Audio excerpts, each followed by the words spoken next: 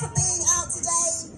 It's so important that everyone's come out today on UN Anti-Racism Day today, because people would have us believe that we live in some sort of post-racial society, and there's no reason for us to keep standing up and showing out against racism. But we know that that's far from true. We know minoritized communities in the UK continue to face discrimination, from housing to healthcare and everything in between. And if everything we saw in the pandemic didn't show us that, then I don't know what has.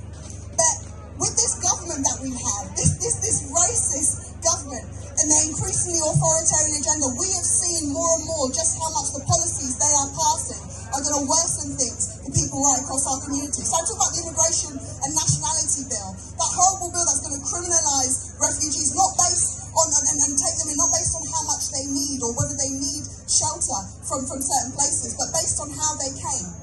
An Immigration and Nationality Bill that's going to create a second tier of citizenship for those of us who are the descendants of people from the Commonwealth. We know exactly what that clause 9 is going to do, no matter what they say. And as our mind turns to the Ukrainian refugees who are fleeing Putin's aggression, it's so important, and it's great to see how much people across this country have opened their arms and welcomed them. But we need to be able to welcome all refugees. We need to make people, absolutely, because there is no type of refugee that is more worthy because of the country they come from or because of their race or anything else. All refugees should be welcome here. And as we look at what's happening with African and Asian students attempting to flee, our government should put more pressure on those to at least let them have safe passage, just safe passage to get back to their countries. And it's an absolute disgrace anywhere we see that racism on the border. So there's never been a more important time for us to stand together, because we know voter registration laws are going to come in place. They're going to make it harder for people from Black, Asian and minority ethnic communities to vote, make it harder for us to stand up against this government. We are going to see a policing, crime and sentencing and courts bill, which is going to make it harder for us to come out like this and protest and stand up against all of those things that continue to affect our communities. And we couldn't let a time like this without mentioning that the really, really disgraceful case of Child Q and what has happened with Child Q.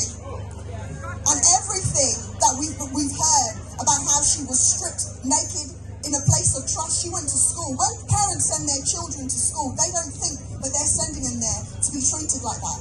They allowed her to be strip searched on her period by police officers who unfortunately are still working. Can you imagine these people still have a job? These teachers still have a job. Think about what they've done to her and imagine if that would have happened if she was white. It wouldn't have. It wouldn't have. So absolutely, we 100% need to keep coming out and making sure that we are protesting against what has been a complete onslaught of racist policing that we've continued to see right across over the years, but even more so in the last few decades. And this government, once again, they've come to task with a race equality policy that is based on that really disgraceful Sewell report that doesn't even accept that institutional racism exists. How on earth are they going to change things in this country if they don't even accept what some of us experience every day?